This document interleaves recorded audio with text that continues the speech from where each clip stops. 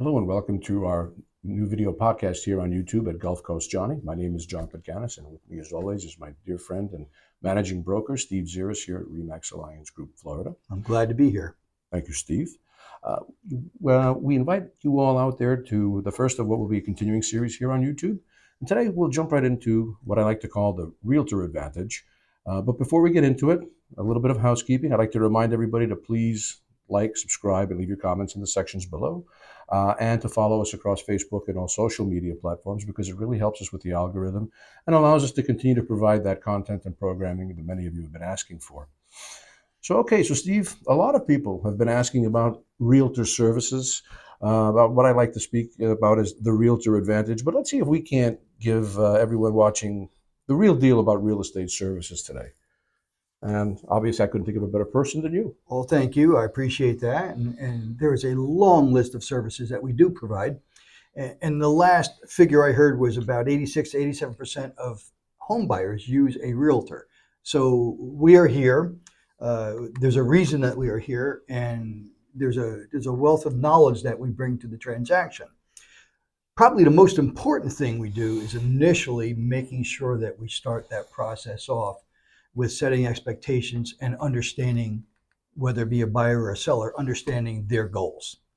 So with that, we can kind of go through a short list of some of the services we provide, but the actual list would take us a very long time to go over. Could be food for future presentations. Absolutely, and absolutely. Again, you guys let us know what floats your boat too, and we'll be sure to address an entire episode there.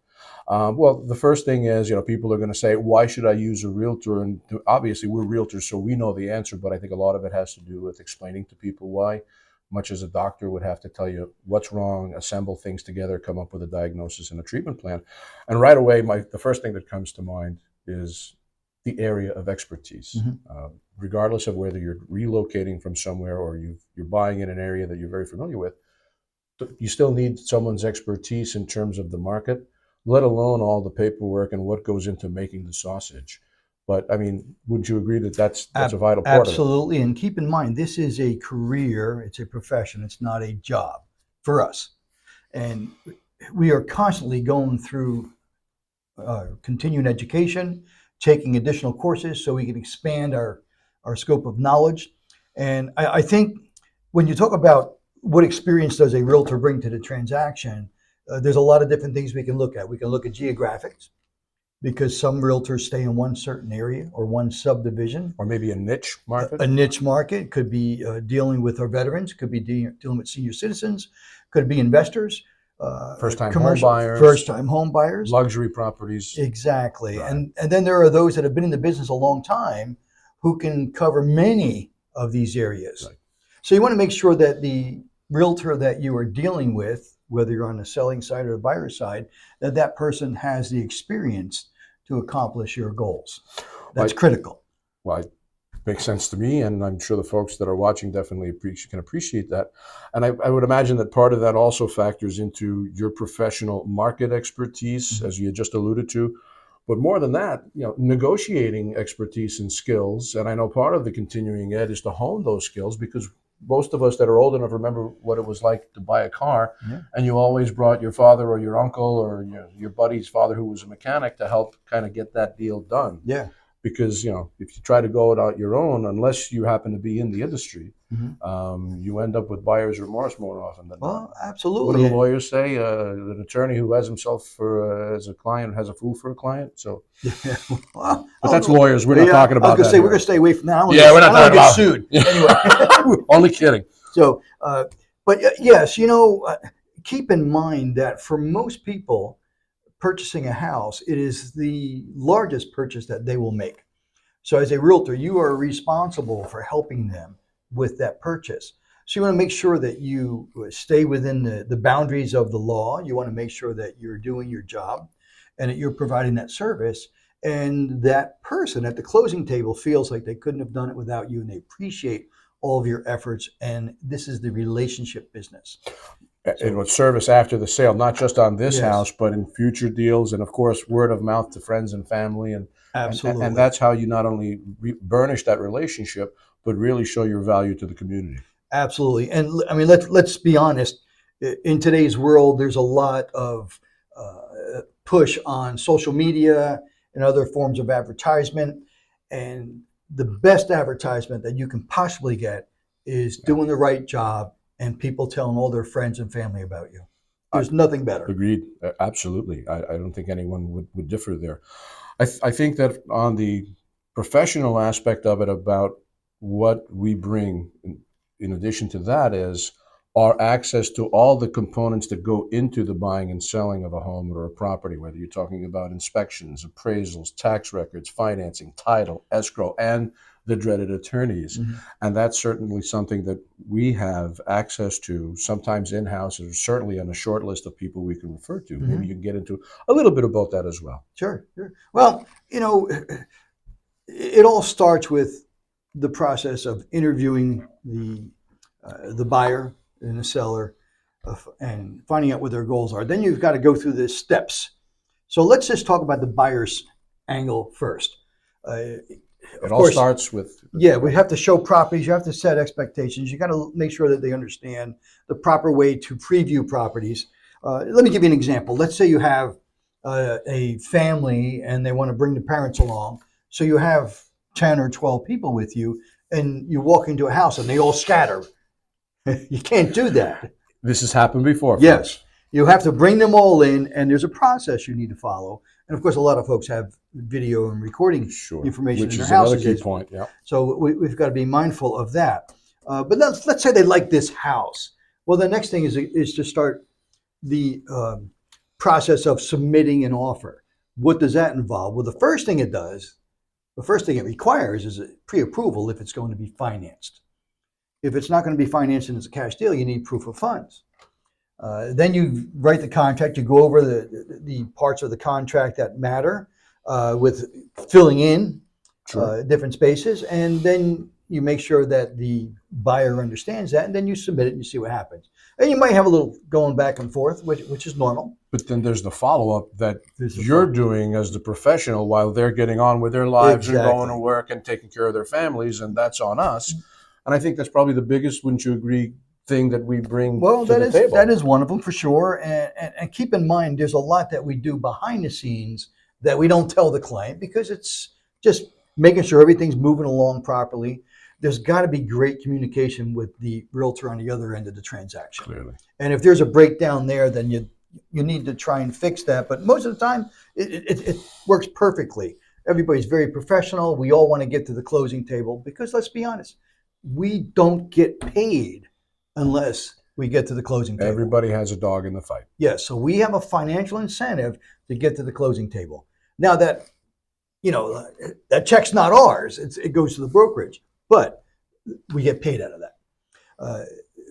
There's also several points throughout the process that a buyer may get, for lack of better terms, confused or concerned. That probably, and especially with the first-time buyer. Oh yeah. Because we need to explain things to them. And if you know what you're doing, it's easy to explain what's going on. If something happens, let's say we hit a little bump in the road, and you've got the experience to handle it. And that'll happen. That's why we're here. And you explain it to the buyers. And as long as there's a great line of communication, they're fine. We've never had a problem. Well, at the end of the day, you're dealing with people, right? Exactly.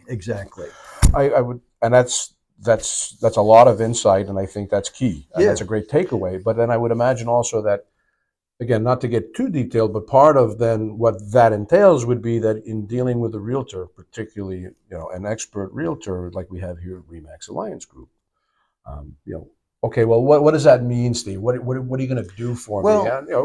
Well, let's talk about that for a moment. With a contract, we have several contingencies that we need to be concerned with. We want to explain that to the buyer and how they work. What does it mean when that time period expires? Then you also have a whole list of addenda, and you've got to know which ones you're going to use and attach to that contract. Sure. It might be an appraisal contingency. It might be lead-based paint disclosure. I mean, there's a lot of different things that we need to add. Stuff like that. So we need to be aware of that, and we need to protect them and make sure that, all right, we're submitting this contract. I want to protect my buyer. So So you need to be aware of that. Now, I would imagine tax payments, that's current, that they're not walking into a situation. You want to protect your yeah, client. yeah, but we let the closing agent worry about that. We'll Right. probably get a little more detail on that in another episode. Great. But I want to talk about the contract contingencies. The two main contingencies that we're going to talk about. First is the inspection. You have an inspection period, and then they need to talk to their insurance company or insurance agent, find out what reports they require. So you have a regular inspection report, the main ones, and then you have a 4-point, and then you have a wind mitigation, and then you WDO in Florida, which is wood destroying organism for termites. And then there's other inspections you can get, radon, mold. But you want to make sure that they understand what inspection reports are available, and then it's their decision on which ones they want. It is truly a custom-made thing. It's not a shotgun Exactly. approach. And I've had people that said they don't want any inspection. And my position is, okay, I understand that, but I'm just letting you know it's in your best interest Right. to have an inspection. You give them the reasons why, and then you let them do what they want to do. But More like a background check when you're hiring someone. yes, yes. So you have your inspection period, and then you also have your loan approval period. So what that means is usually it's 30 days, but it depends on the time And frame those for two closing. are concurrent. I mean, they're running on parallel tracks. Exactly.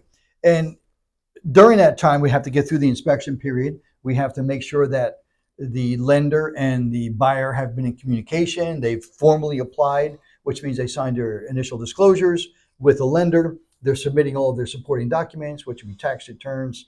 And we could probably do a whole episode on this, but tax returns, Sure. bank statements, pay stubs, all of the information that the lender needs, and then the real estate appraisal.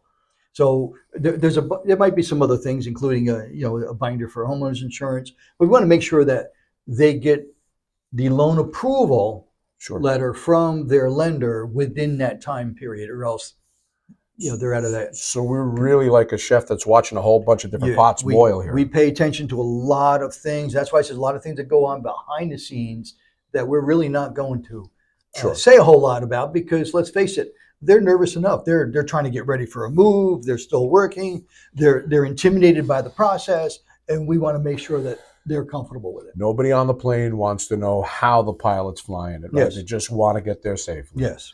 Well, that's great. And then I would imagine then a lot of the other things that we're going to be doing, that the whole point to utilizing our services is to divest the buyer or the seller of having to do that, is things like prepping the property, and as you mentioned, inspecting and appraising, getting the place ready for showings, videography or capturing it in its best light and going out and marketing it, Yeah.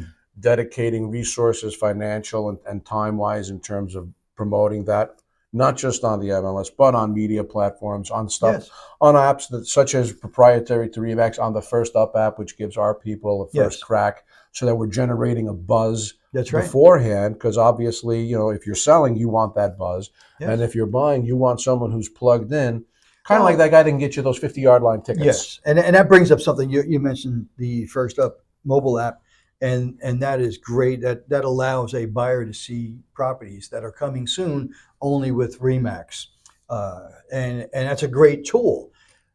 And we have other tools, and we need to let them know about it. For an example, with Remax, we have access to our own mortgage company, a title company, moving company. We have an insurance company we've partnered with. We've got, I guess the right term would be concierge service. We got all of these different things that we can help you with. So that takes a lot of the runaround out of it. It does. And it keeps it under one roof, so that's easier to manage, so fewer things are apt to slip through cracks. Yes, Is that right? and if somebody's already got a relationship with somebody, then okay, that's fine. However, we do have many services available for the average buyer and seller, so that we can help them with this process. A lot of folks are from out of state. Remember, we got. You read my mind. This is probably the number one destination for people to move. It is, without a doubt. I just checked Yeah. the stats again. We're still way ahead of everyone else in the nation in terms of people coming for all the right reasons. But toward that point, our relocation specialists also go a long way in helping make that as smooth as possible. Yeah. So I was really, really anxious to make sure that people know that too, because I know when I moved down here from up north, I didn't have that, Yeah. and it was like juggling chainsaws. Sure. So Well, now let's do this. This is our first time sitting down talking, and I think what we should do is grab a category and just dissect it.